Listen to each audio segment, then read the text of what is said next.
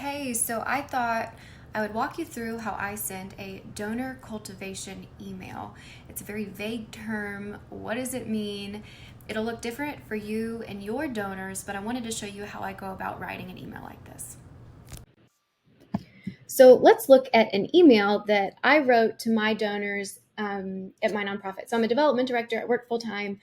I think it's unethical to provide consulting to other nonprofits if you're not in the trenches or if you've not spent decades of your life in development. So full time, I do a lot of donor cultivation. The cost of donor acquisition often exceeds what you will ever collect from them in their lifetime.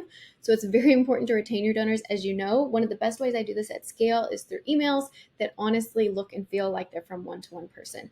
So the subject line of the email I sent this month was 2 pictures. You'll want to see both. You'll notice that I have brackets. That's a special character. I also have an exclamation point. You don't want to exceed like 3 or 4 special characters, as that will trigger spam filters.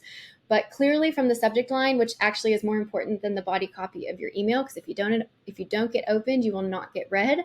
So you'll see 2 pictures. You want to see both. You is in there. Every time I use you in the subject line, it tends to get opened because as humans, we want to hear about us and we want it to be about us. That's just human nature. So subject line again, and it says test because I sent it to myself as a test.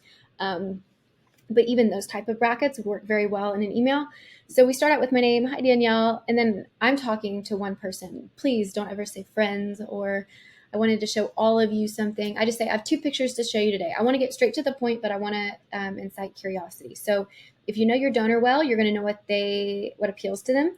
So my particular donors, they like photos and they like quick. They want to be able to scroll and know exactly what I'm talking about. And that's probably true for your donors. You literally have less than 5 seconds to capture their attention and communicate a message. So if you're going to send a donor cultivation email, it better be bam, thank you, you did this. Because the way I know my donors, they actually do read quite a bit of what I say, which blows my mind.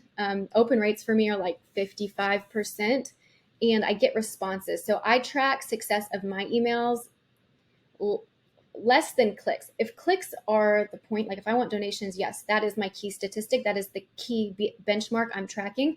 But when I'm sending cultivation emails, the biggest, most important things to me are, am I getting email responses back? I typically get like anywhere between like 50 and 100 to 150 email responses of people saying, wow, thanks, love this. And I respond to everyone. That is absolutely critical. I don't know why people don't talk about this. A lot of my job is literally getting back to people to say like, to respond. They're responding to me and I'm responding to them. I'm basically managing relationships with everyone at scale. And one of the best ways to do that is via email. So again, you want to know your donor portfolio as you write. I've been talking a lot today, so excuse me for the choppy and not concise words. So anyways, hi Danielle, I have 2 pictures to show you. And then I say something relevant. This is something I took from NextAfter. I think they did testing where they were looking at how important is relevance and context. Like if there was a big hurricane in the area and you're writing people in that specific area, mention the hurricane. You want to mention it. So for this, we're starting school. So I said, I wonder if your kids or grandkids recently started school. As I'm sure you know, your first outfit of the year matters. My go-to was a pink velour tracksuit. You better believe that's true. The young man below seriously went up me. Check out the shirt. And then this is the name of our organization. He's so cute. Anyways, this is context relevant. I have 2 pictures for you. This was made for you. I've got photos. Most people likely just saw the 2 photos and started skimming, but I did get a lot of responses asking for the pink velour tracksuit photo. So again, I put that in there intentionally because I want them to know I'm human. I'm not a machine. I'm not a faceless organization. And then now for the second picture. The GLM college staff care a lot about you and your family. Again, I'm talking very specific, you, your family. And then this is a letter written from one of our staff to one of their little campers. We run a Christian family resort. Families come for a week of immersive vacation. We provide like high intensity youth camp style programming, but for the family. And so one of our college staff wrote a letter to her high school campers. The only reason I have it in my hands is because it was returned to us by USPS.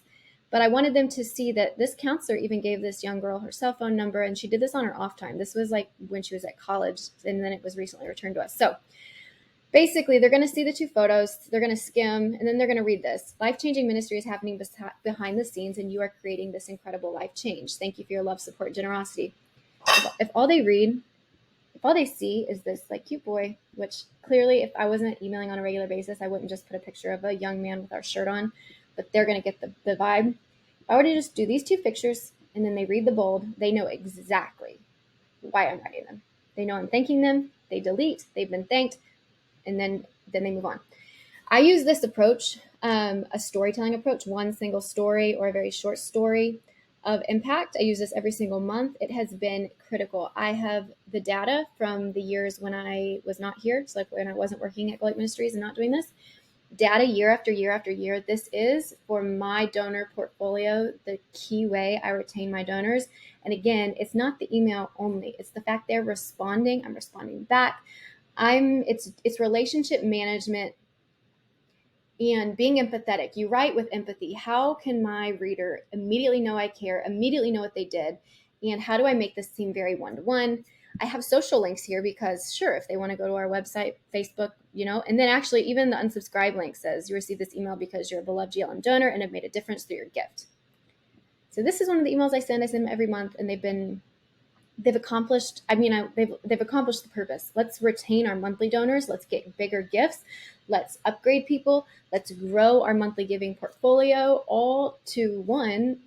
Giving, you make your impact on the world. Like, no one wants to die and have done nothing to impact others. And so this is a way for me to invite our donors into doing something significant and life-changing. And it's a way for us to help our beneficiaries, which actually are the families. And then we do a lot through the year. So anyways, I hope that helps. Let me know if there's anything that you noticed that you'd like to comment on, and I look forward to hearing from you.